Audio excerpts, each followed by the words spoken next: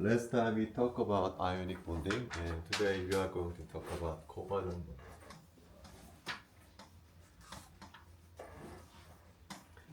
Actually, covalent bonding is presented a significant puzzle for chemists. For all the way back to Avogadro's. Avogadro suggested that the molecular formula for hydrogen molecule is H2, but it was not accepted by the scientific community because they cannot explain how this kind of formula is possible. Now we can explain this molecule using the concept of covalent bonding. How do you explain it? According to modern science, atom has electrons, and electron is spatially distributed in the center. And electrons in the center are attracted by the nucleus on the right side. Similarly, the electrons in the center are attracted by the nucleus on the right. So when you look at the atom from a distance, it looks like that two nuclei attract by each other. But actually, the electrons attract nucleus. This is the concept of covalent bonding. So important point is that the electron must be distributed in the center. This is a very important point. In chapter 6, we are going to study molecular orbital theory. As you know, you may learn in last year, atom has atomic orbital, 1s orbital and 2p orbital. As you know, atomic orbital has a shape. The shape of s orbital looks like this one, p orbital looks like this one. And the shape of atomic orbital indicates that the spatial distribution of electron clouds. Similarly, in chapter 6, we are going to study molecular orbital. This is molecular orbital. Similar to atomic orbital, molecular orbital has also shape. And broadly speaking, molecular orbital has two types. First one is bonding orbital. Second one is anti-bonding orbital.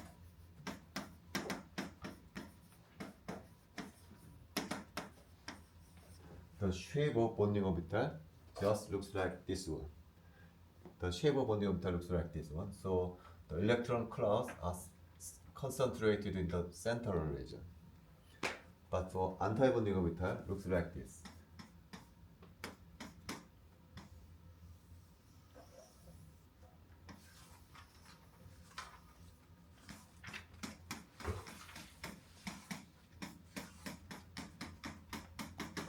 This is the rough picture of anti-bonding orbital. In the anti-bonding orbital, the distinct feature is that in the central region, there are no electrons. So in the anti-bonding orbital, nuclei face each other. So they experience strong repulsion. So when the electrons go into the anti-bonding orbital, the bond cannot be formed because they face each other. So electrostatic repulsion energy increases. So this is a rough estimate of anti-bonding orbital. This is the shape of bonding orbital. So it is important to note that for the chemical bonding to take place, the electron must accumulate in the central region. We are going to study the molecular orbital theory in chapter 6. This is the covalent bond. And there are three bond parameters to characterize the properties of chemical bond. First one is bond length. Second one is bond energy. And third one is bond order.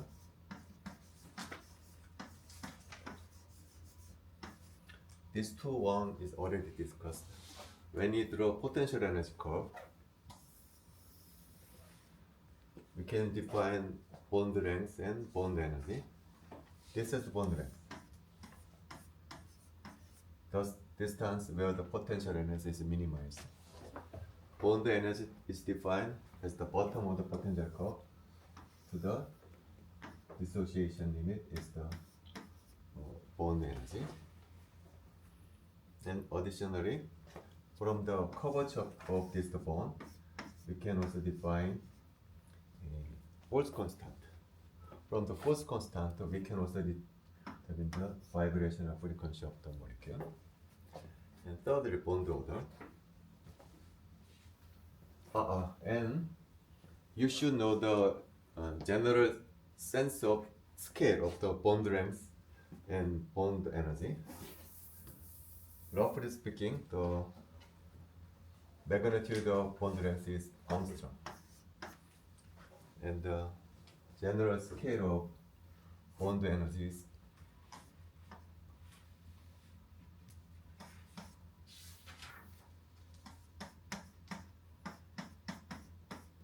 few hundred kilojoule per mole. So this is the order of magnitude of bond energy. This is the order of magnitude of bond length.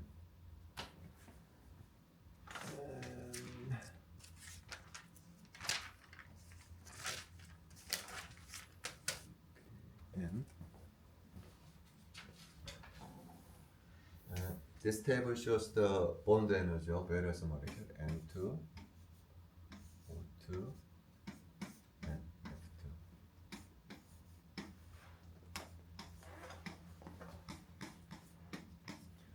Bond length of N2 is 1.1 angstrom, 1.2, 1.4. Bond energy of N2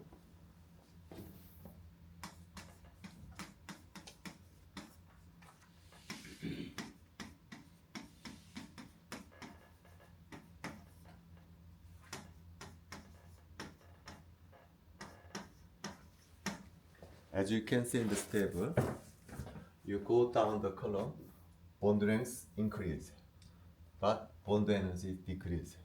Do you know the reason why? When you draw Lewis diagram, this bond forms triple bond.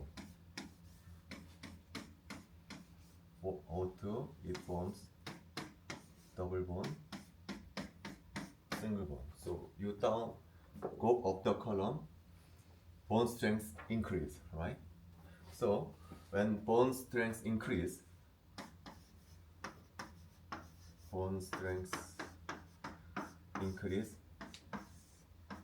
generally three things happens. First, bond length decrease, right? Second one, bond energy increase. Finally, what happens to force constant? Actually, according to chemistry,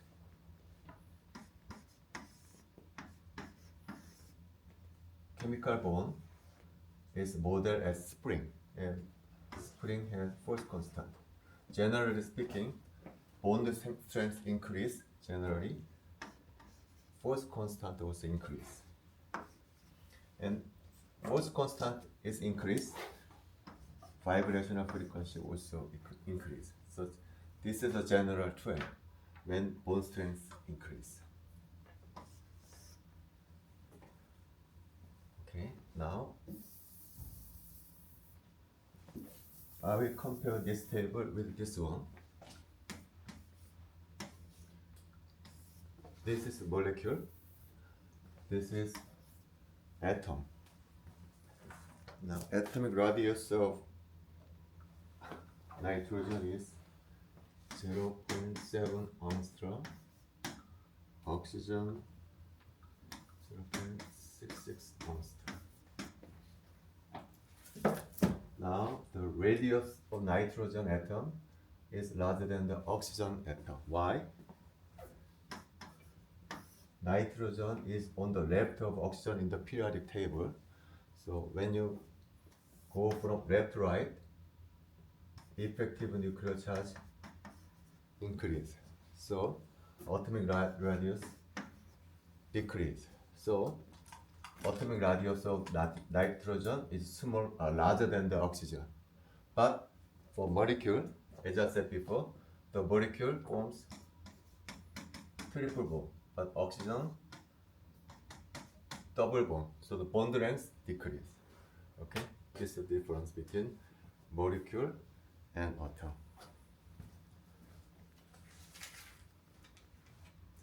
Okay, let's move on. Okay.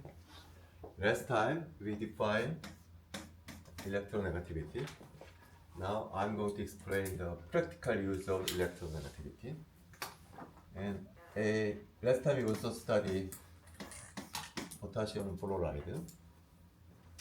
Potassium fluoride is a textbook example of perfect ionic bonding. It means that in this case, one electron is perfectly transferred to fluoride. This is the 100% ionic bonding. One electron is completely transferred to fluoride.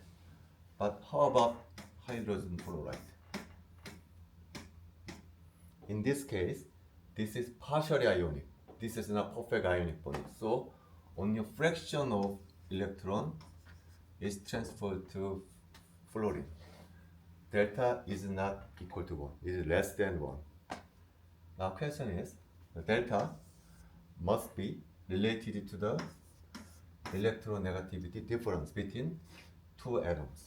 If electronegativity is well defined, the electronegativity difference is proportional to the fractional charge delta, right? This is our hypothesis. So actually scientists measure these two quantities and plot the data on a graph like this. X-axis represents electronegativity difference, Y-axis represents the fractional charge. So HF data point is here, and they perform another molecule. The data point is here, and for another molecule, here. So they experiment various molecules. So data looks like this. They obtain linear relationship. So our hypothesis was satisfied. It means that this electronegativity difference well explain the fractional charge. So this one is well defined. This is our conclusion. But my question is that how do you construct this graph? To construct this graph, we need two information. First one, we need to calculate electronegativity. But we know that how to calculate electronegativity. We can calculate electronegativity using Pauling's method or Mulliken's method, right? Now, then how to calculate or measure delta? This is our question. How to measure delta? To sum up the conclusion, to measure delta, we need two information. First one is to bond length. Second one is dipole moment.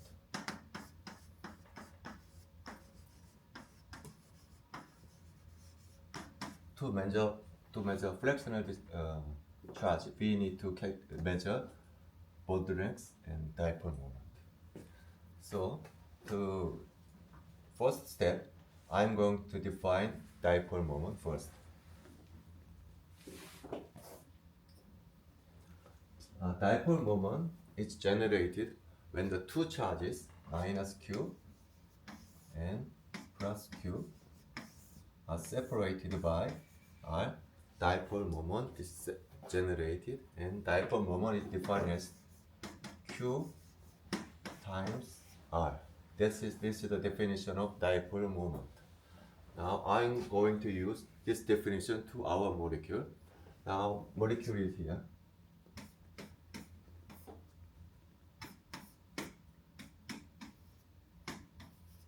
The distance,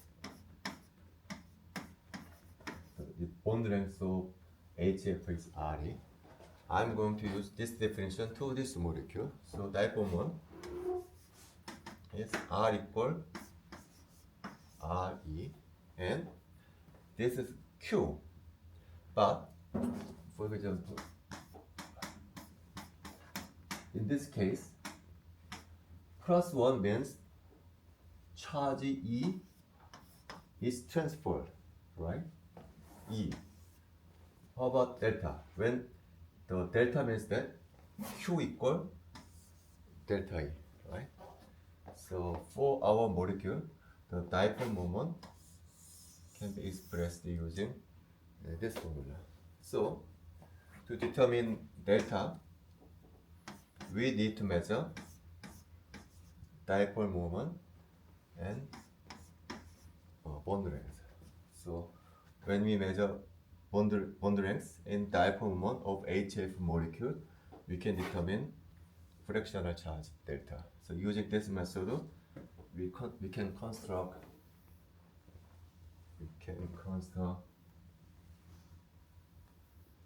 this table, and we show that these two values shows linear relationship. So these parameters are well defined. Now there's one problem. As I said before, Q mu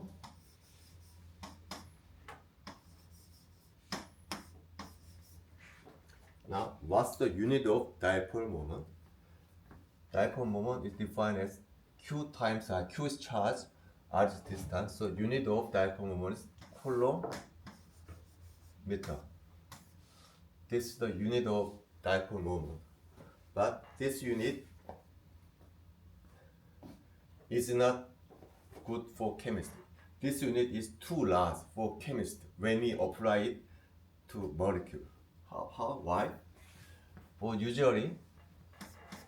we usually this unit to molecule. So as I said before, the length is approximately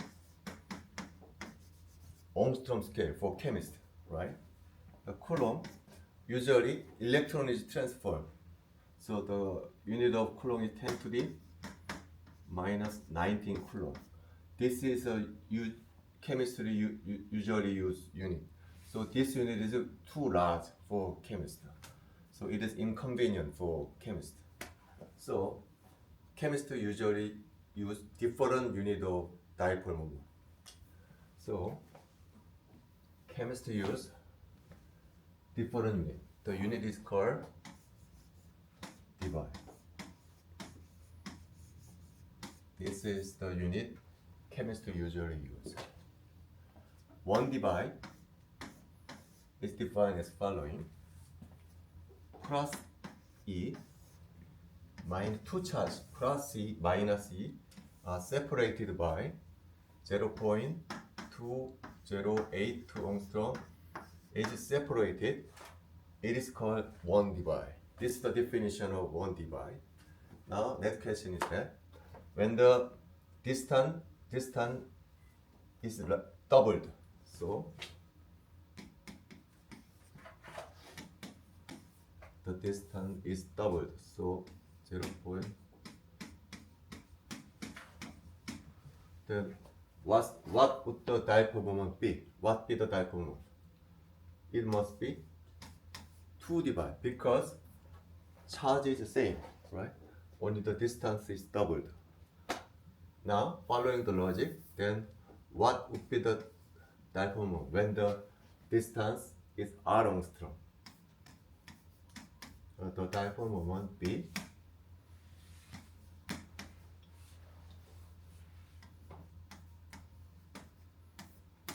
R is the dipole moment of this system, right? Now lastly, now charge is changed. Charge is delta E. Then the dipole moment must be this one, right? So this is the dipole moment formula for chemistry. So anyway, similar, to determine delta, we are going to measure dipole moment of the molecule, dipole moment of R. For this formula, unit is different. The unit of dipole moment is debye. Unit of R is angstrom. Okay.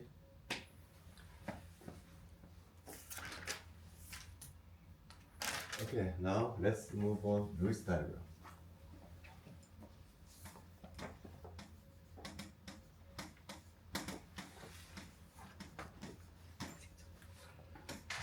How Lewis diagram explain the formation of HCl bond. Lewis diagram is built on octet rule. To satisfy octet rule, these two electrons are shared, right? So when you draw Lewis diagram of HCl molecule, it looks like. So when you draw Lewis diagram, two types of electron pairs appears. This electron pair and this pair. This pair is called lone pairs. And this pair is called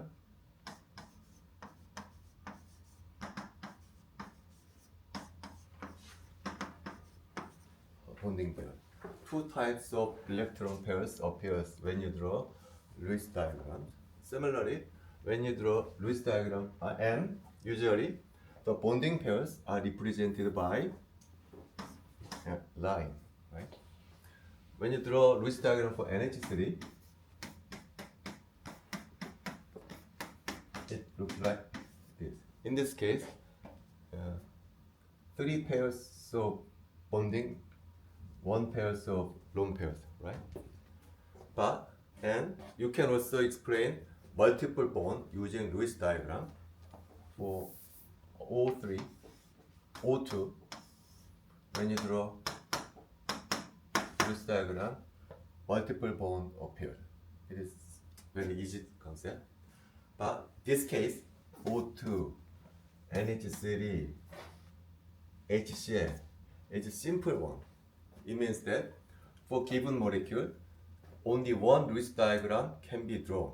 So this is a simple case, but there are examples that more than one Lewis diagram can be drawn. This is the hardest one, okay? I'll give you two examples. Azide ion and O3. You can draw more than two Lewis diagram. This is the difficult one. Now first, azide ion. You can draw this Lewis diagram.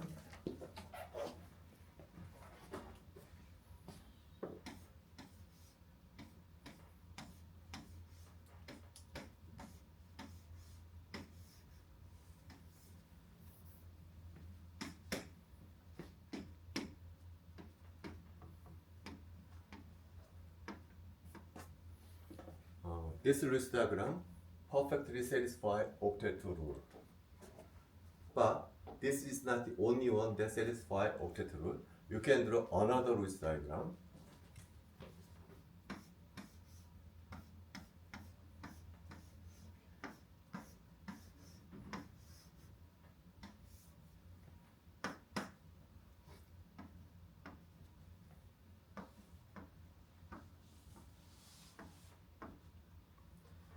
This Lewis diagram also satisfies octet rule. This is the problem. Okay, and let's move on. O3, ozone. For ozone,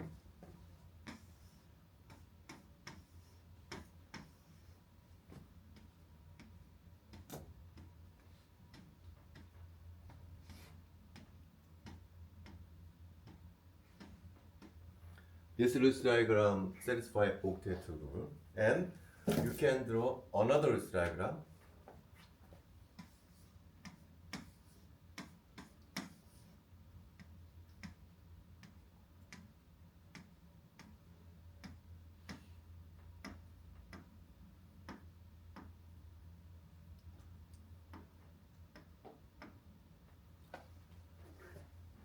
But you might argue that this one is a flipped version of this one.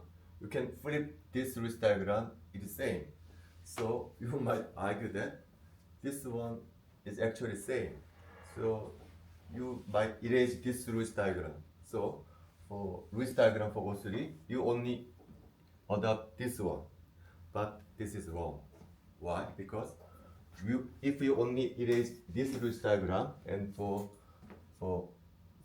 OS Lewis diagram, you only adapt this one. This is wrong because this Lewis diagram means that this bond is double bond, this bond is single bond, this bond is strong bond, this bond is weaker bond. So, as I said before, strong bond means that short bond length. Weak bond means that large bond length. So, when you draw this diagram, it means that the bond is distorted. Short bond, long bond. So, when you draw this diagram for O3, it means that the molecule must be distorted. But according to experimental result, O3 is symmetric. This Lewis diagram does not support experimental data, right? So this is not the Lewis diagram for O3. So you must not erase this one. You must include this one also.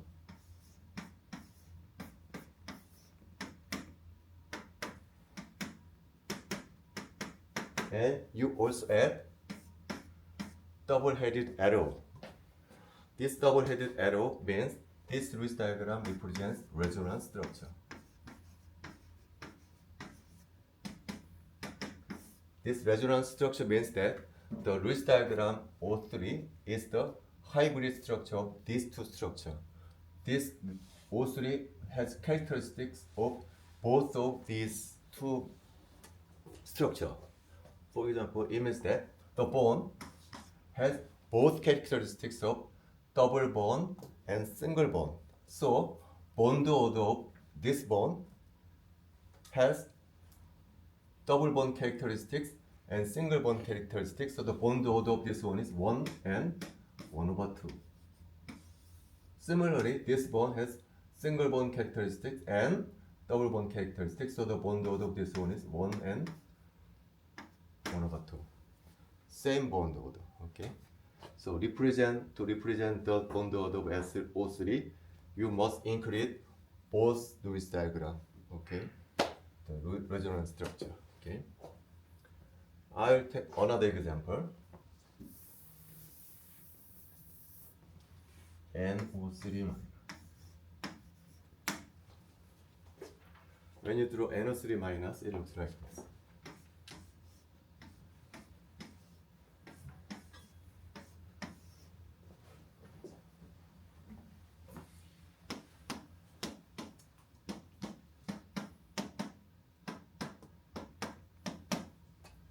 This Lewis diagram satisfies octet rule, but you can draw two more Lewis diagram for this Lewis diagram because in this case double bond is on this oxygen, but double bond can be this oxygen, right?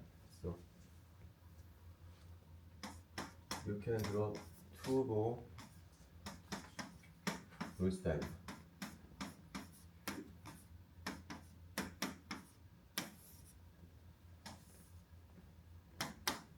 Right? So this is the Lewis diagram for NO3 minus. Then my question is, what is the bond order of NO in NO3 minus? Why the bond order here? The bond order of this one is 1, and you can draw 3 Lewis structures, so bond order is equal to 1 and 1/3. Right? So anyway, I introduce resonance structure. Now let's move on azide ion.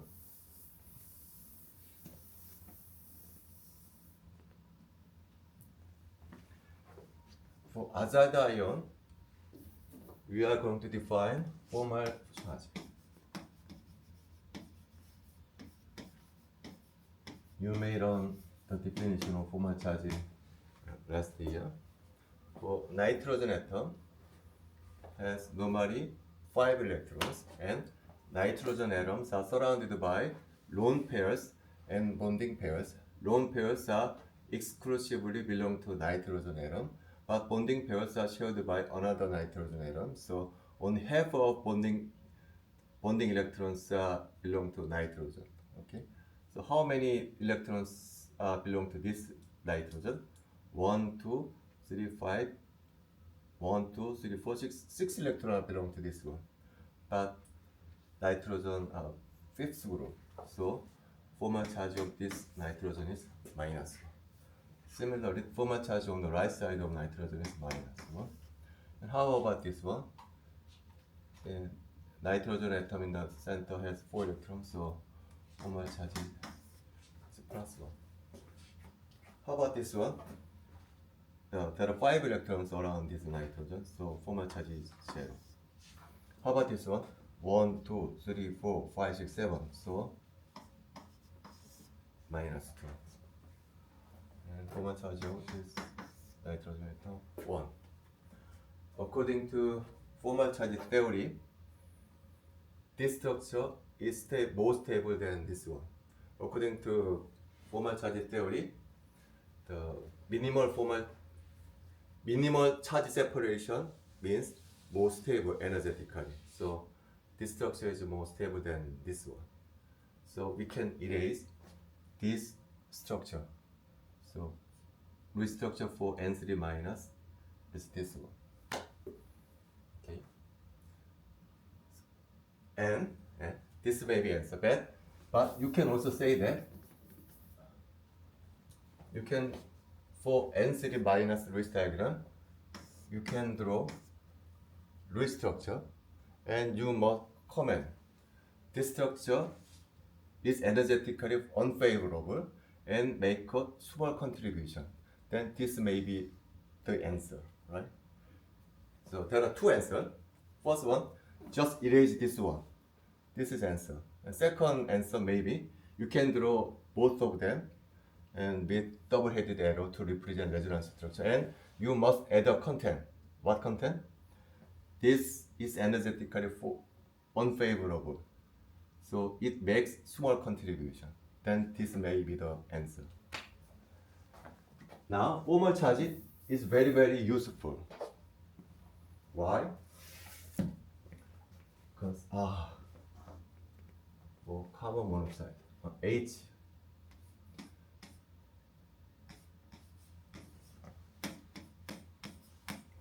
The triatomic trimolecule HNO exists. The question is that the molecule is arranged this way or this way. The triatomic molecule, which are composed of H and O. The question is the molecule is arranged in this way or this way. This is the question. You can solve this question using Lewis diagram. When you draw Lewis diagram using this arrangement, Lewis diagram looks like this. When the arrangement like this, the Lewis diagram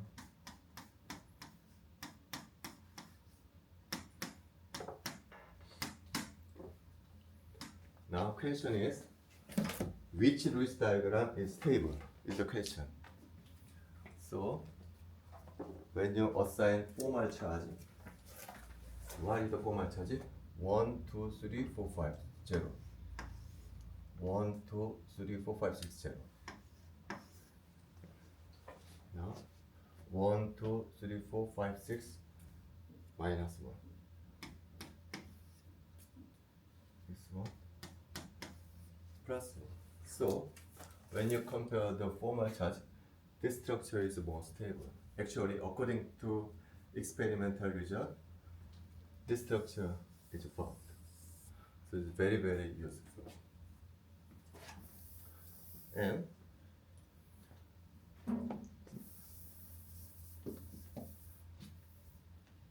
carbon monoxide. I just said electronegativity is well defined, but sometimes, as I said before, in chemistry there is many exceptions to rules.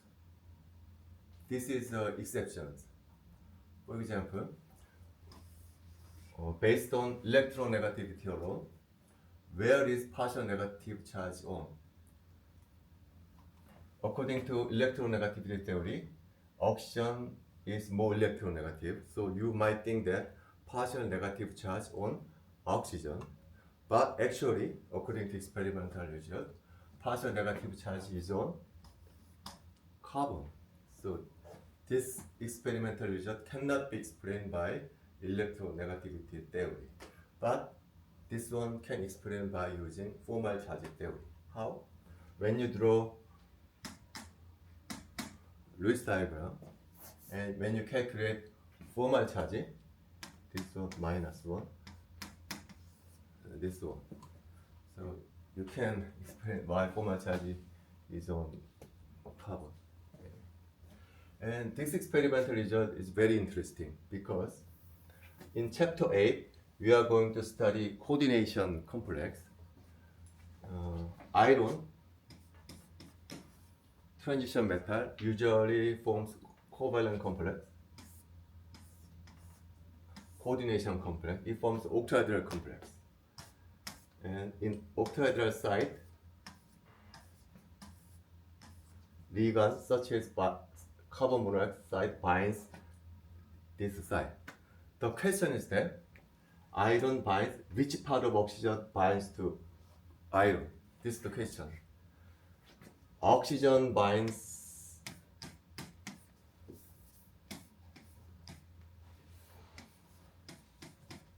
to iron or carbon binds iron. This is the question.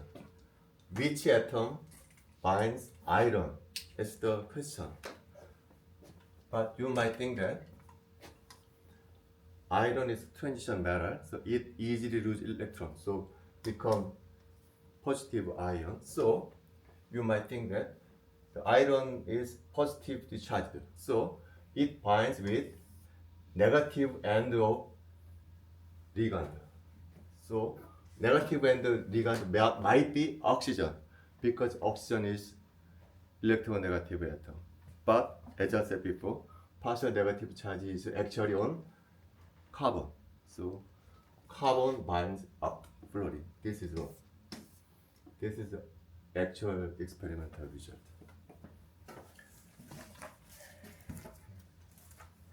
And another interesting example is this one.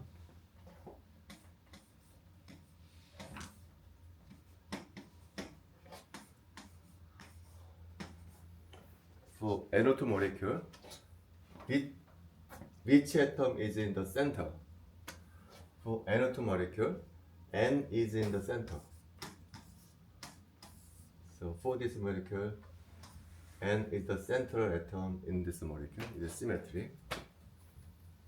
I will talk about this molecule later. But question is, N2O, which atom is in the center? You might think that maybe oxygen. Because when oxygen is in the center, the molecule is symmetry. So when the atom is arranged in this way, I'm going to draw Lewis diagram for this one.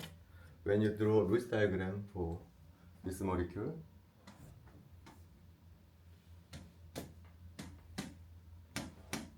so Lewis diagram for N2 molecule, when the atom is arranged in this way, is this one.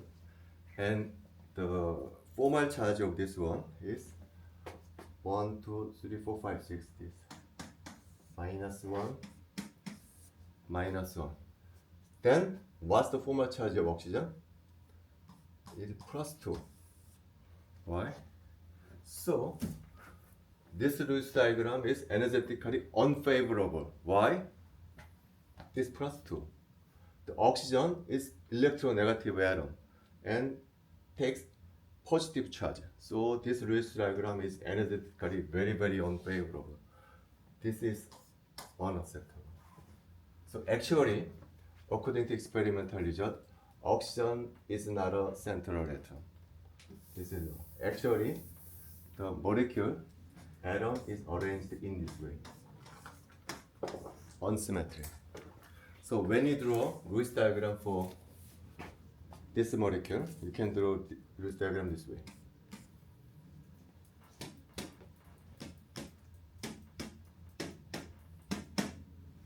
But the question is arises here again. my next question is that I'm going to compare bond lengths Rn and Rno.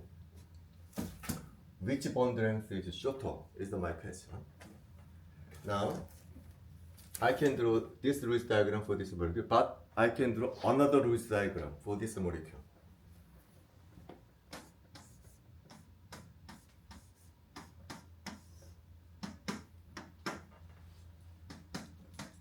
This Lewis diagram also satisfies octet rule, and I can draw another Lewis diagram.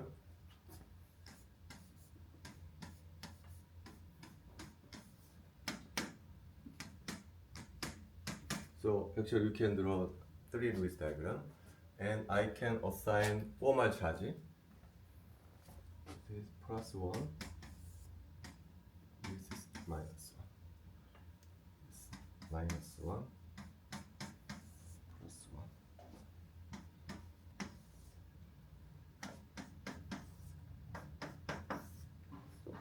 So when you draw Lewis diagram for N2, you can totally 3 resonance structures drawn. But as you can see, this Lewis diagram has energetically unfavorable. So you can erase this one, right? But you can keep this one, and you need comment. This Lewis diagram is energetically unfavorable, so make a little contribution, or you can just erase them. Anyway, this is the Lewis diagram for N2. Then can you now answer the question, which bond length is shorter? Definitely this bond length is shorter. Why? This bond is a mixture of triple bond and double bond. But this bond is a mixture of single bond and double bond. So this bond is stronger bond than this bond. So the bond length of Rn is shorter than the bond length of Rno. According to experimental result, Rnn is equal to this one and this one is. Actually, this one is shorter than this one.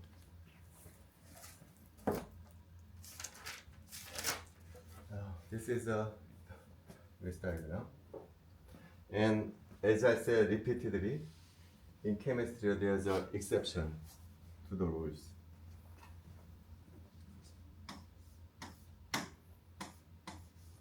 Lewis diagram is based on octet rule, so the molecule with the odd number of electrons are not stabilized.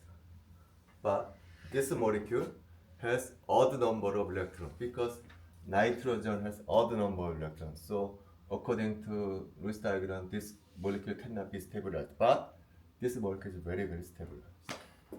Now, even though the molecule cannot satisfy octet rule, we can draw Lewis diagram. We can draw actually 2 Lewis diagrams for this molecule.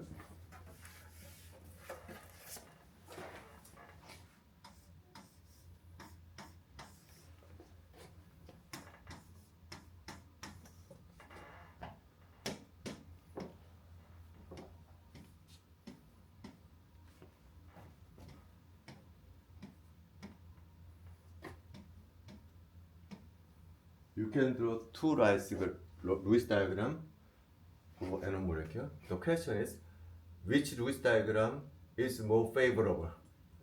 In this diagram, lone pair is on the nitrogen atom. In this diagram, lone pair on the oxygen atom. Which one is stable? When you assign formal charge, this is 0. This is 0. And this one +1. So this one is stable. So unpaired electron is on nitrogen. Okay. Now second example is BF3.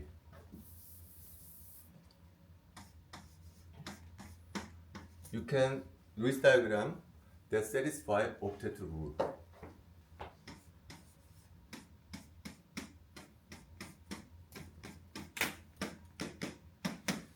This Lewis diagram perfectly satisfies octet rule, but scientists don't accept this Lewis diagram for BF3 because this Lewis diagram, when you assign formal charge, it is equal to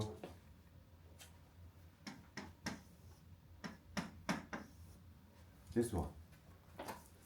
So, as you know, fluorine is a very, very electronegative atom, but the formal charge is assumed positive charge. So this is energetically unfavorable. So this Lewis diagram is not accepted by chemists. Instead of this Lewis diagram, scientists suggest this Lewis diagram.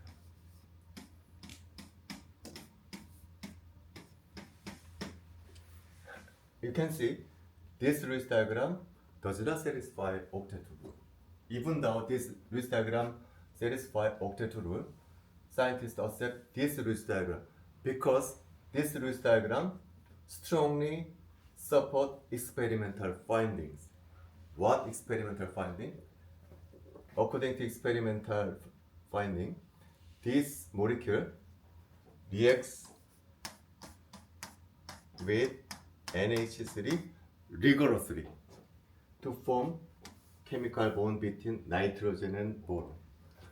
This molecule reacts rigorously with NH3 to form NB bond. Why this molecule rigorously make a bond between nitrogen and boron? It means that even though the molecule, the boron atom is electron deficient, so they are looking for a electron to complete octet. And as you know, the nitrogen atom has electron to donate. So when electron donation rapidly occur, so rigorously react to can make a chemical bond. So this Lewis diagram strongly support this reaction. So chemists usually accept this Lewis diagram for BF3, even though they are not satisfied octet rule.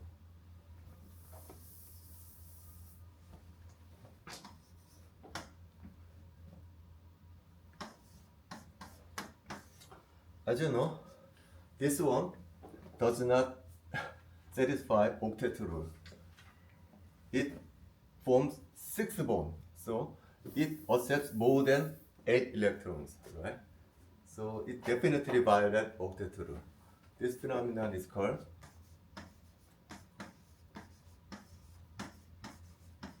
valence shell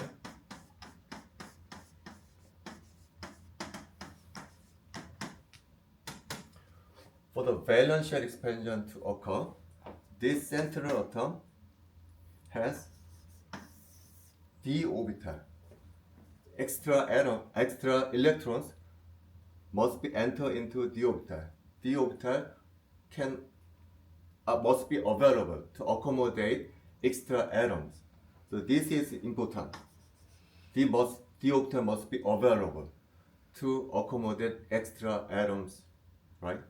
So I give an example. As you know, NH3 is a very, very stable molecule. Similarly, NF3 is also very, very stable molecule, and PF3 is also very, very stable because nitrogen and phosphorus is in the same group, right? NF3 is a stable molecule. Reasonably, PF3 is also very, very stable molecule, and you maybe you may learn also that PF5 is also stable molecule.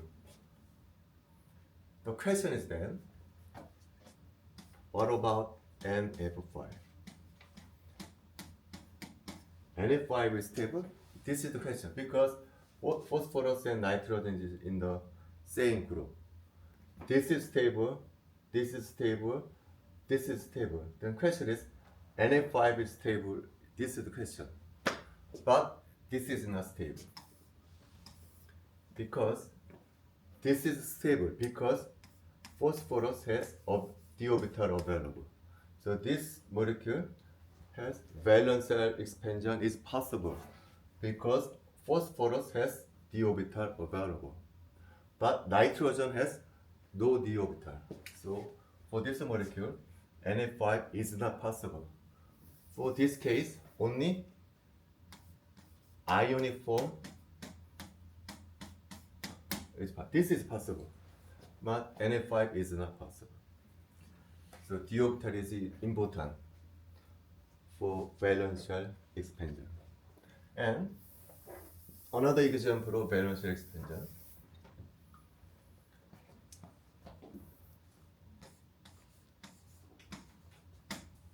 I'll compare NO3 minus and SO3. I discussed NO3 previously earlier. NO3 is a resonance structure.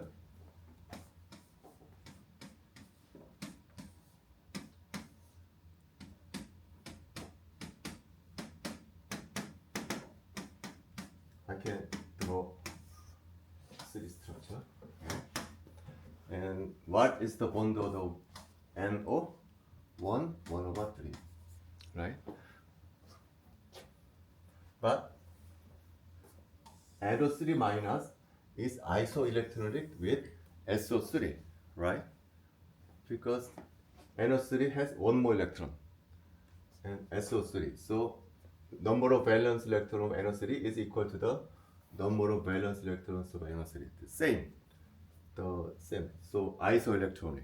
So the question is that I'm gonna compare the bond length or bond strength of NO. In NO3 minus, I'm gonna compare the bond strength of SO in NO3. I'll compare the bond strength or bond length of NO and SO. Why? NO3 minus NO3 has isoelectronic. But this is different. When you draw Lewis diagram SO3, for this molecule has available d orbital. So Lewis diagram for SO3 is this.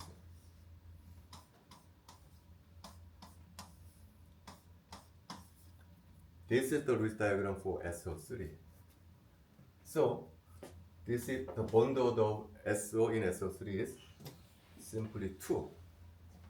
The bond order of this one is 1 over 3. So this bond is much stronger than this bond. So the bond length of SO is much shorter. Why is this possible? Because sulfur has available d orbital. Move on to another.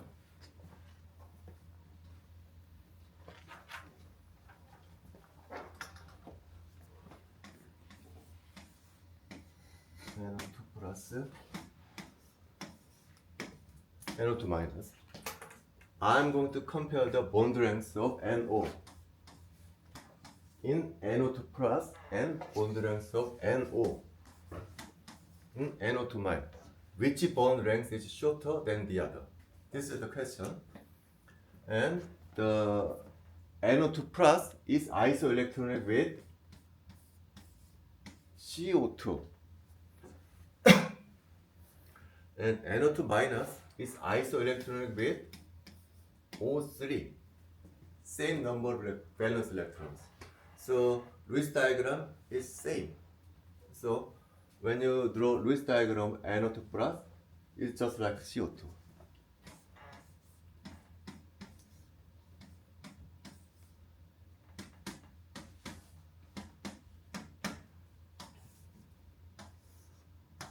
This is the Lewis diagram of NO2 plus or CO2. This is the Lewis diagram for NO2. This is the resonance structure.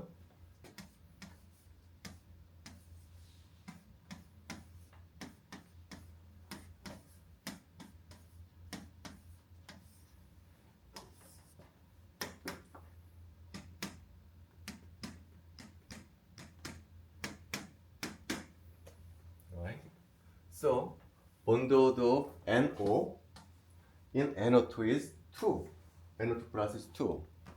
And bond order of NO and NO2 is NO2 minus 1 and 1. Right? Which bond is stronger? This bond is stronger. So bond length is shorter. Right? So in this way, you can predict which bond length is shorter. And finally, in the middle, what is NO2? Right? The number of valence electrons is 18. Number of valence electrons 16. Number of valence electrons 17. Odd number of electrons, right? So this molecule also cannot satisfy octet rule. So this molecule has unpaired electrons, just like NO. In this case, I said earlier, unpaired electrons reside on nitrogen atoms. The same question, unpaired electrons is on nitrogen atom or oxygen atom is the question. But according to experimental result, NO2 reacts with each other to form N2O4. This is the experimental result. The molecular structure of N2O4 looks like this.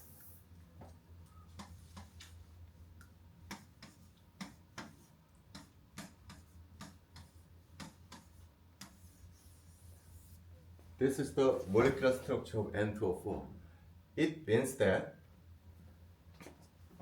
this bond is formed, NN bond is formed. It means that the unpaired electron may be on the nitrogen atom, right?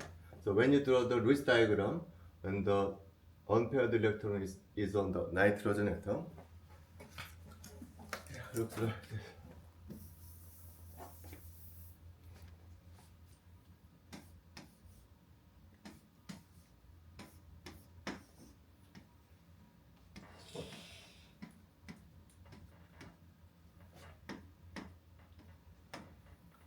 When you assign formal charge,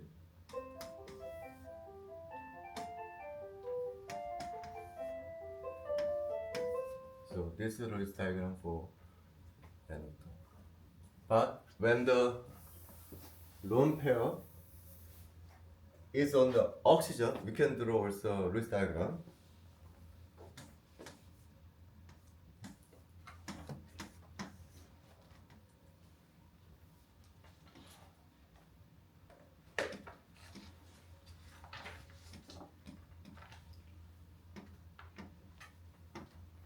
When the lone pair is on the oxygen,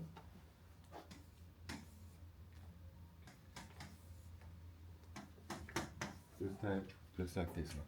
But this one is unfavorable because electronegative atom has positive formal charge. This is energetically unfavorable Lewis diagram. So this one is favorable Lewis diagram. So unpaired electron is on the nitrogen atom. So I'm going to complete Lewis diagram, and let's move on to VSEPR theory. Given the Lewis diagram, now we can predict the molecular structure using VSEPR theory. I'm going to predict the molecular geometry of CO2, BF3, CH4, H2O, NH3, and PF5, SF6, and SF4. I'm going to predict the molecular geometry of these molecules.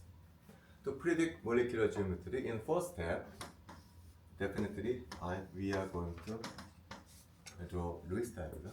So it is easy step. When you draw Lewis diagram, this is the Lewis diagram for CO2. BF3,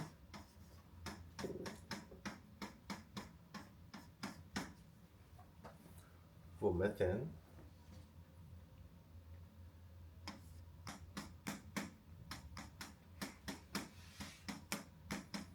and H2 and NH3. For NH3, we have lone pair.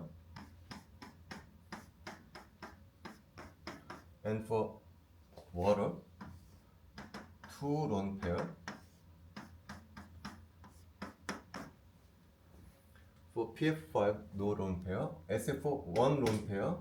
CF3, 2 lone pair. Right? In this way, we can draw Lewis diagram. In second step, we are going to define state number. Do you remember how to define state number? I'll give an example of NH3. For NH3, surrounded by lone pair and bonding pairs. So state number is defined by sum of two terms. First one is number of lone pair, 1, and number of added atoms, right? How many atoms are added? 3. So state number of nitrogen is 4. How about water? Number of lone pair is 2. Number of added atom is 2. So the state number is also 4, right? How about methane? Number of lone pair is 0. Number of added atom is 4. 4. So all the atoms in this column is 4, right? How about this one? For carbon monoxide, there are no lone pairs. Only 2 atoms are added, attached. So state number is 2. You must be cautious about this one. Multiple bond does not count. Okay, multiplicity is not count. Only number of atoms is count. So BF3 state number is 4. 3. I'm sorry. State number is 5, 6. In third step, I'm going to VSEPR theory. According to VSEPR theory, the electron pairs repel each other, and they want to stay as far apart as possible. They repel each other. They stay as far apart as possible to minimize repulsion energy. So in this case, they form triangular shape. For in this case, they assume tetrahedral shape. So this is the VSEPR theory, right? Now, I'm going to pay attention to state number 4. This is interesting. Now, methane, the bond angle is 109 degrees, but NH3, water, the bond angle a little bit different. For NH3, 107. The bond angle of H2 104. A little bit different. Why? Because for methane, all electron pairs are bonding pair, but for ammonia and water, we have 1 lone pair and 2 lone pair. Lone pair and bonding pair different. Why? For here, nitrogen.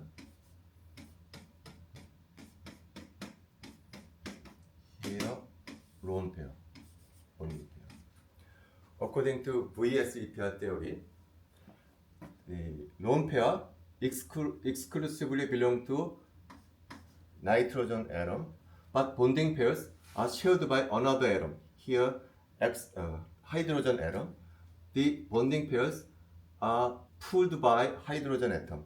The electron pairs are stretched by hydrogen atom. So, it occupies small space compared to the lone pairs. Lone pairs occupies large space. it exclusively belongs to nitrogen atom, whereas bonding electrons are pulled. It's stretched by hydrogen atom, so it occupies relatively small space. So this angle is different. This is key point. So this angle is larger compared to this angle. So this angle is different. So in either case, this angle is 109 degree, but when the one pair is lone pair, its angle gets smaller because this lone pair occupies large space. So angle decrease. Another interesting point is that for methane,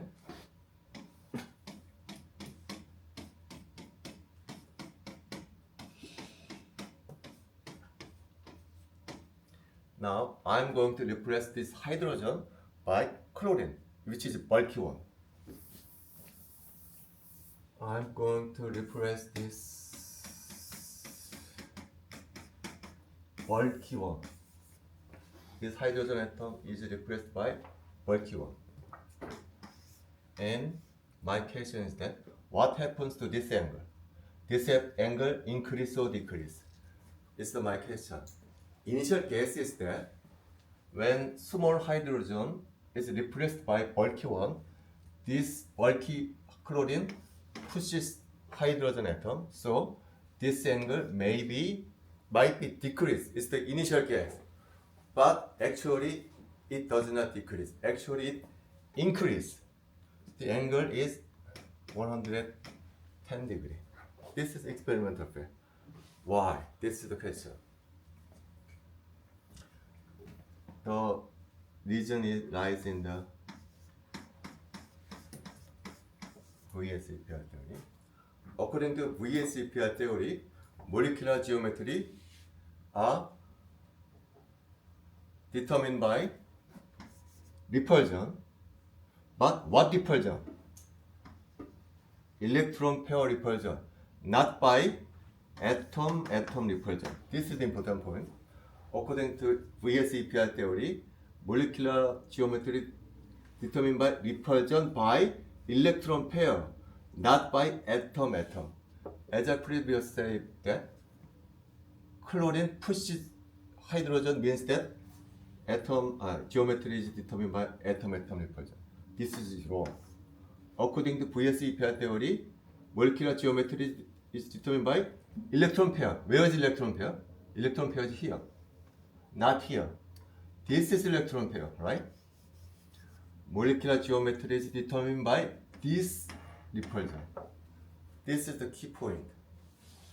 But as you know, chlorine is halogen group. Halogen group is electronegative one.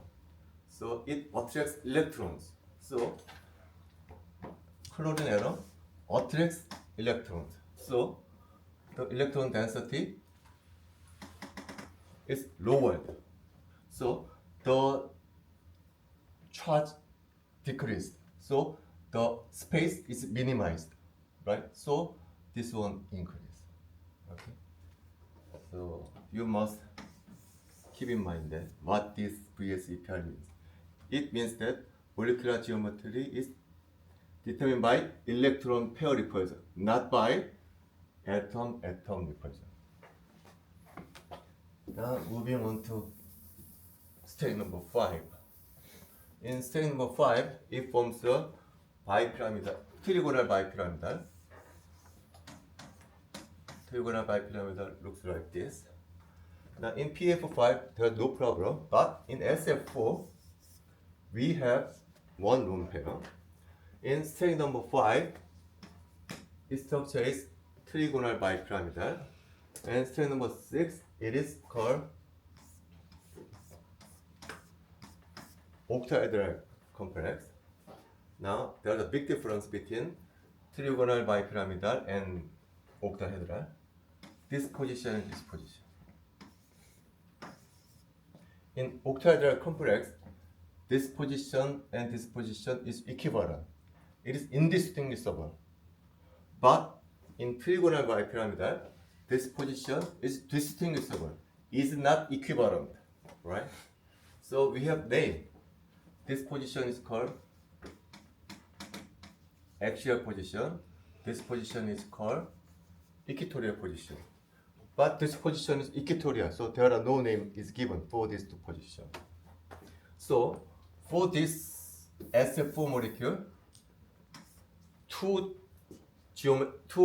structure is possible because one geometry is there, one structure is there. One possibility is that lone pair is on the axial position. Second possibility is that lone pair is on the equatorial position. So based on VSEPR theory alone, two structure is possible, and according to spectroscopy, specifically NMR spectroscopy, this structure is found. This is the NMR spectroscopy result. According to NMR spectrum, the lone pair is on the equatorial position. I'm going to explain this structure using NMR spectrum in chapter 20. Just memorize that here. How about CLF3? In this case, we have two unpaired electrons. In this case, three structure is possible. Why?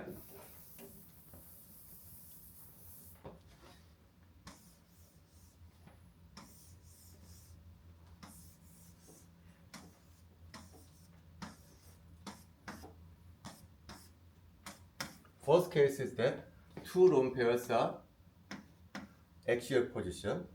Second possibility is that two lone pairs are equatorial position.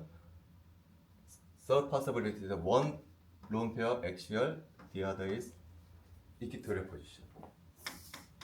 So three structure is possible.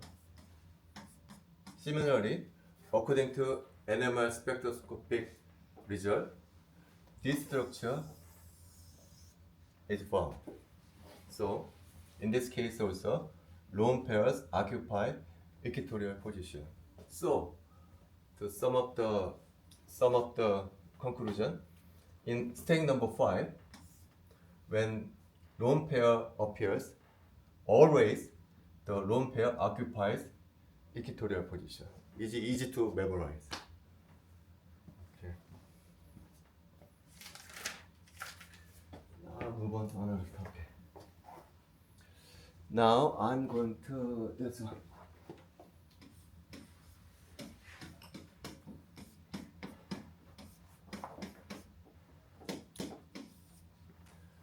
Now the ammonia molecule. When I measure the dipole moment of this ammonia molecule,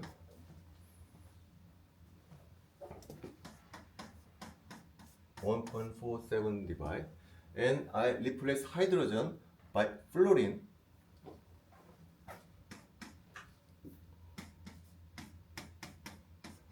Interestingly, dipole moment suddenly decrease from 1.77 to 0.26. Why? This is a question. So I'm going to review dipole moment again. As I said before, the dipole moment is generated when two charges, plus Q and minus Q, are separated. Dipole moment are defined as Q times R. It's the definition of dipole moment. But actually, dipole moment is a vector quantity. So it has direction. It has a direction. According to Oxtoby textbook, the direction points from negative charge to positive charge. This is the definition of direction, from negative to positive. Dipole moment is vector. So, as an example, the CO2 molecule, in this case, oxygen takes partial negative charge, and carbon partial positive charge. So for this bond, left bond, the dipole moment directs from in this direction, from negative to positive. For this bond, the direction of dipole moment here, right? So when you add up these two dipole moment, the molecule as a whole zero, right? So even though the bond polarity exists, as a whole, the bond is dipole moment is zero, because the bond direction is cancel each other, right? So anyway, dipole moment has direction. Now here, now I'm going to calculate the bond. Now the ammonia has bond because the nitrogen atom has electrons, lone pairs, and bonding pairs. The dipole moment is sum of two terms, lone pairs and bonding pairs. Now first, I'm going to show the direction of dipole moment due to lone pairs. Now this negative charge, nitrogen nucleus positive charge, the direction of dipole moment is in this direction, from negative charge to positive charge. This is the definition of dipole moment. Now, what about this bond polarity? Nitrogen has partial negative charge, hydrogen partial positive charge. The bond polarity direction is in this direction. So this direction. So the direction of dipole moment due to lone pair is the same as the direction of dipole moment due to bonding pairs, right? So it is fairly large dipole moment. But what about NF3? In this case, the dipole moment does not change due to lone pairs in this direction. But what about NH bond polarity? In this case, fluorine atom takes partial negative charge, right? So direction of dipole moment due to bonding pairs is in the reverse direction. Alright? Direction is reversed. So these two dipole moment cancel each other. So dipole moment decrease. Now move on to another topic. Bond angle. The bond angle of NH3 is equal to 107. Now what happens to bond angle here? Increase or decrease? When hydrogen is replaced by fluorine,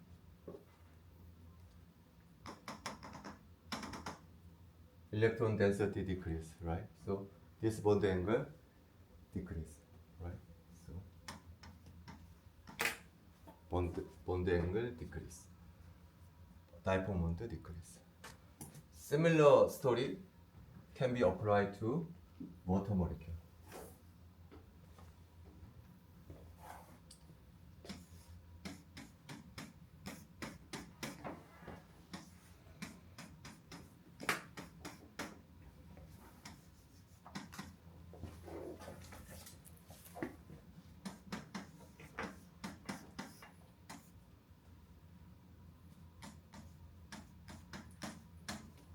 My question is that what happens to the dipole moment of OF2?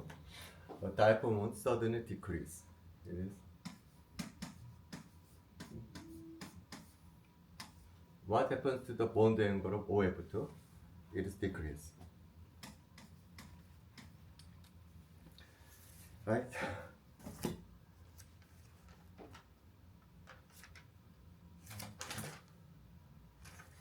Let's see.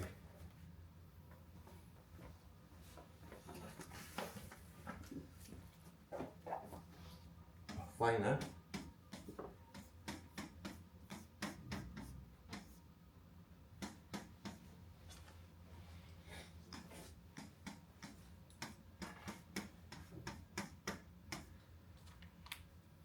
my question is that the angle here is 116. What happens to the angle here?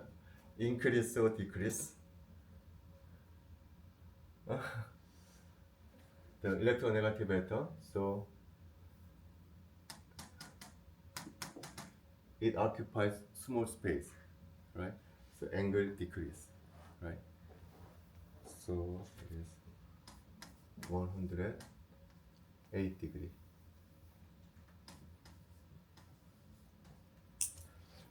Okay. I will conclude chapter 3 now. So the oxidation number and inorganic nomenclature will be skipped. It is not included in the methodology. And tomorrow I'm going to